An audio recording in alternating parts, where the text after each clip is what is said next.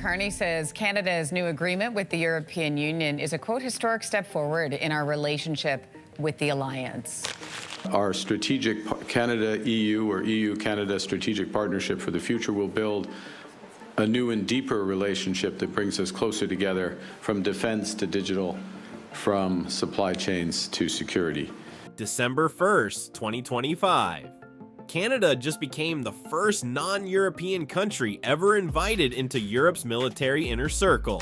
Just a few months ago, Canada signed a new security and defense partnership with the European Union, and we launched our negotiations toward Canada's participation in what's called the Security Action for Europe Agreement, or SAFE, S-A-F-E. A $1.25 trillion opportunity over the next decade. But here's what nobody saw coming. The UK tried to join the same program and failed. They were asked to pay over 6 billion euros and walked away empty-handed. Canada paid 10 million and got full access. We signed a security and defense partnership.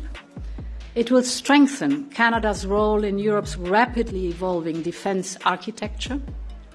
And it's just the beginning. We will now swiftly launch talks on Canada's access to a joint military procurement instrument. We call it SAFE.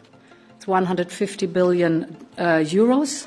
10 million versus 6 billion. How is that even possible? What did Canada offer that Britain couldn't? And what does this mean for the future of North America? This story is wild. Let me tell you about one of the most embarrassing moments in British diplomatic history. November 28th, 2025. The UK just walked away from the negotiating table with the European Union, and what they left behind is absolutely massive. The deal was simple on paper. Join SAFE, Europe's new defense program, and get access to 150 billion euros in contracts. That's roughly 204 billion Canadian dollars we're talking about. Britain would get first dibs on weapons contracts, technology partnerships, and a seat at the table for Europe's military future. But there was a catch. The entrance fee was somewhere between 6.5 and 6.75 billion euros. That's over 9 billion Canadian dollars just to walk through the door. And Britain said no thanks. Now here's what makes this wild. The UK has been trying to rebuild its relationship with Europe ever since leaving the Union back in 2020. They need this deal. Their defense industry needs this deal, but when they saw that price tag, they backed out immediately. What did they lose by walking away? Everything. Without full SAFE membership, Britain gets treated like any other third country. That means they can only bid on 35% of available contracts. The rest is locked away for members only. They're standing outside the club, watching everyone else make billions. And it gets worse for them. Britain's defense industry was counting on this access. Companies had already started planning expansions, jobs were being discussed, investments were being mapped out. Then boom, negotiations collapsed. European officials didn't seem too bothered either. One diplomat said Britain was trying to negotiate special treatment without paying full price. They wanted the benefits of membership without the commitment. Europe wasn't having it. The message was clear. If you want in, you pay what everyone else pays. No special deals, no legacy discounts because you used to be part of the club. Britain walked away empty-handed, and just 3 days later, on December 1st, Canada announced they got the deal Britain couldn't close. But here's where it gets really interesting. Canada didn't pay 6 billion euros, not even close. Canada paid 10 million euros. Let me say that again. 10 million? Not billion, million. The UK was asked to pay over 6 billion euros and said no. Canada paid 10 million and got the exact same access. Actually, better access. They're the only non-European country ever invited into the full program, not as a third party, as a real partner. How did Canada pull this off? Timing and leverage. Mark Carney became Canada's Prime Minister back in March 2025. He walked into office knowing one thing for certain: the relationship with the United States was falling apart. Trump was back in power making threats. Tariffs were being thrown around like confetti. Canada needed options fast. Carney didn't waste time. He started building bridges with Europe immediately, and Europe was paying attention. They watched Trump threaten Canada's sovereignty. They saw the trade war starting up again. They knew Canada was looking for allies, but Europe had their own problems. Russia was still aggressive, global instability was everywhere, and the United States wasn't the reliable partner it used to be. Europe needed weapons, technology, and suppliers they could actually trust. Canada had what Europe wanted: advanced drone systems, next-generation steel, robotics and radar technology, artillery systems, all the stuff Europe desperately needs to rearm. So Europe made Canada an offer they couldn't refuse. Join SAFE, pay a small administrative fee, get full access to everything. No restrictions, no 35% caps like other countries, full partnership status. Canada said yes within weeks. The negotiations that took Britain months to fail at took Canada less than a season to close.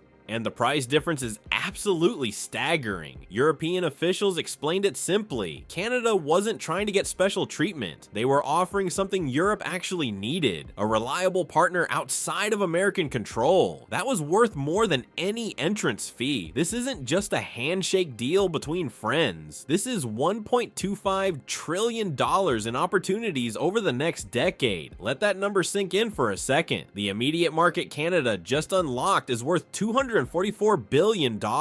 That's contracts for ammunition, missiles, drones, artillery systems, and infantry weapons. Canadian companies can now bid on projects that were completely off limits before. But the real money is in the long game.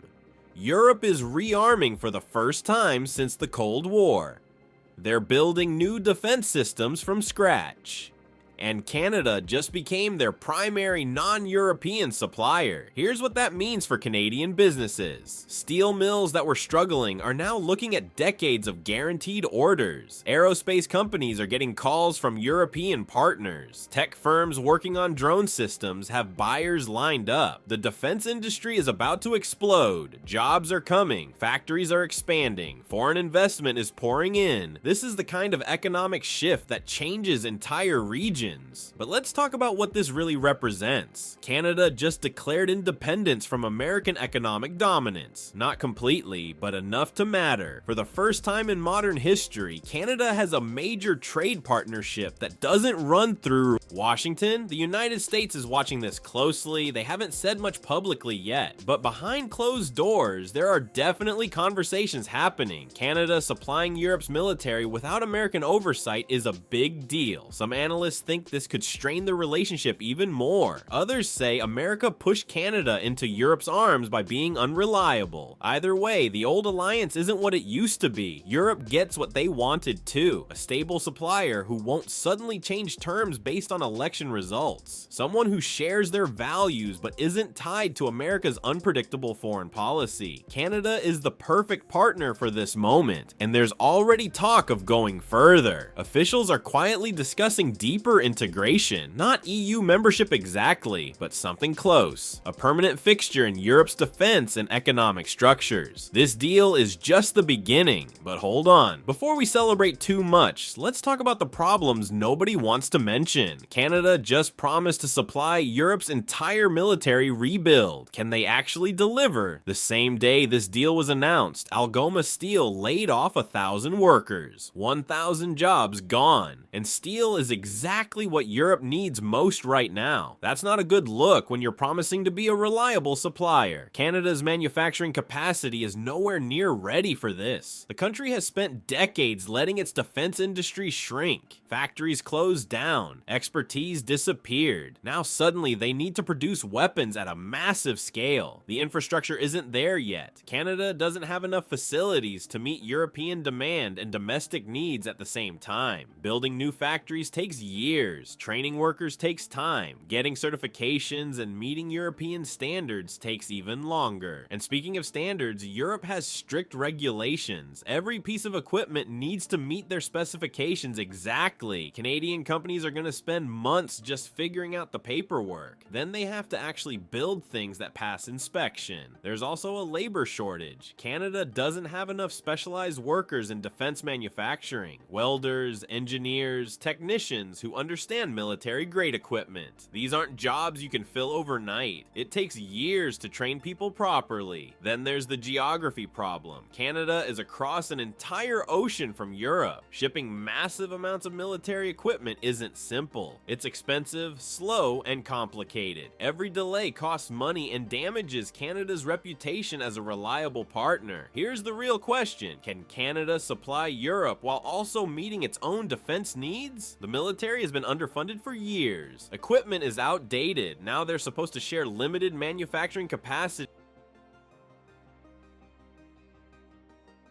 Needs this equipment now. Russia isn't waiting. Global tensions aren't cooling down. Canada has maybe 2 years to scale up production or risk breaking promises to their new partner. That's a lot of pressure for a country that wasn't ready. Now let's get into what they're not telling you, because every deal this big comes with strings attached, and some of those strings could strangle Canada's independence. The 10 million euro entrance fee sounds amazing compared to what Britain was asked to pay, but that's just the door charge. Nobody knows what the actual costs will be once Canada starts fulfilling contracts. The fine print is still being negotiated. Canadian officials were asked directly about the total price tag. Their answer: we'll have more to say in due course. That's politicians speak for we don't want to tell you yet. When governments avoid giving numbers, it usually means those numbers are uncomfortable. Here's what really matters though. Canada is trading one dependency for another. They're moving away from American economic control and walking straight into European obligations. Is that actually better or just different? Europe now expects Canada to deliver. If Canadian factories can't meet demand, if shipments get delayed, if quality doesn't match standards, the relationship sours fast. And unlike the US relationship built over centuries, this European partnership is brand new. It's fragile. There's also the question of what happens when America responds. Because they will respond. The United States doesn't like losing influence over Canada. Trade agreements could get more difficult. Border issues could become problems. Economic pressure could increase. Some experts think Trump might use this as an excuse to impose tariffs or restrictions. Others believe he'll try to pull Canada back by offering better deals. Either way, Canada just put itself in the middle of a power struggle between America and Europe.